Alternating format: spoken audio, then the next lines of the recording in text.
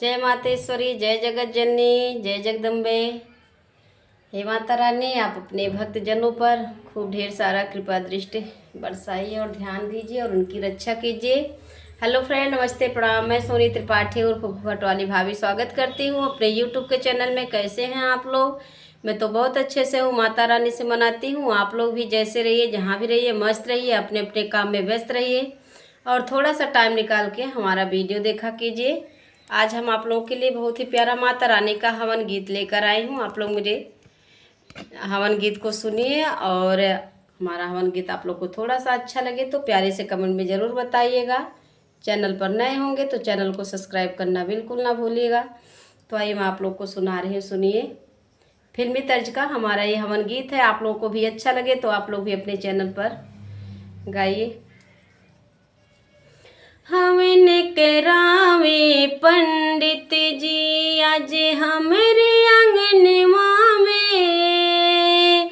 हवन करावे पंडित जी आज हमरे अंगनवा में। हवन देखने आई मोरी मैया आज हमरे भवनवा में। हवन देखने आई मोरी मैया आज हमरे भवनवा में।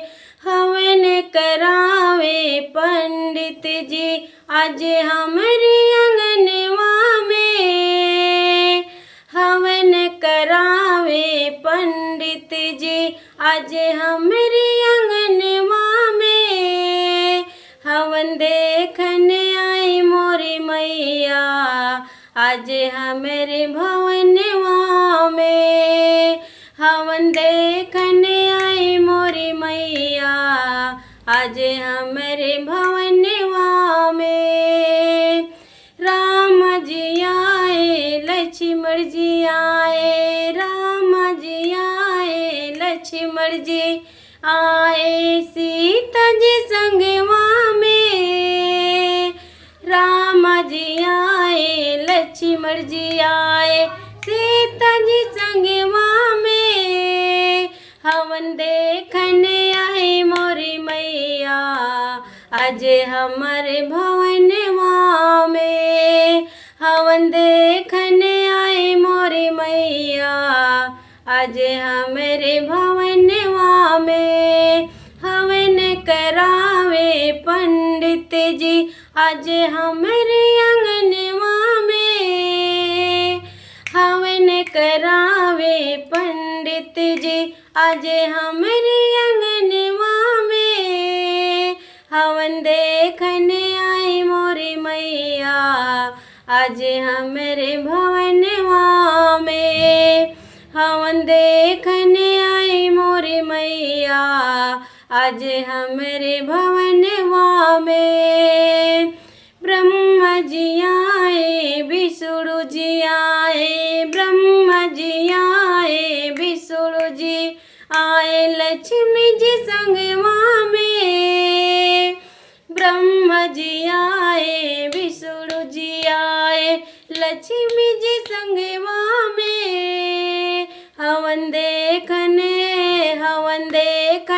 आई मोरे मैया आज हमरे भवनवा में।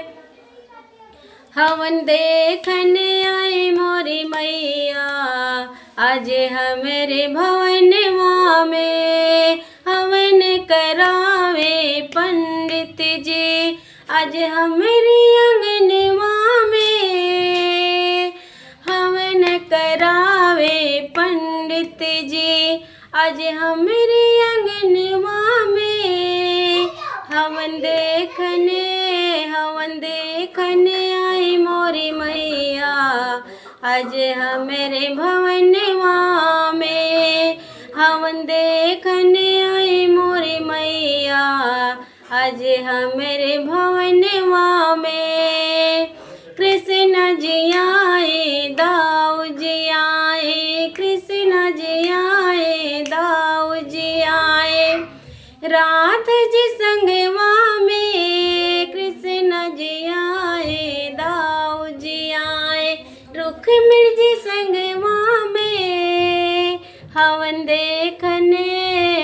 देखने आई मोरी मैया आज हमरे भवनवा में।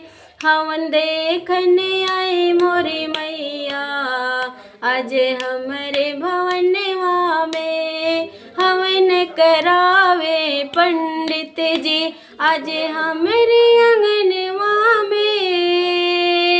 हवन करावे पंडित जी आज हमरे अंगनवा में। हवन देखने आई मोरी मैया आज हमरे भवनवा में। हवन देखने आई मोरी मैया आज हमरे भवनवा में। हवन देखने आई मोरी मैया आज हमरे भवनवा में। ये था मेरा माता रानी का प्यारा सा हवन गीत। तो आप लोगों को कैसा लगा, प्लीज़ अच्छा लगा होगा तो एक बार फिर मैं बोल रही हूँ कि प्यारे से कमेंट में ज़रूर बताइएगा। फिर मिलती हूँ नेक्स्ट वीडियो में आप लोगों की पसंद का गाना लेकर। तब तक के लिए जय माता दी, राधे राधे, जय श्री कृष्णा।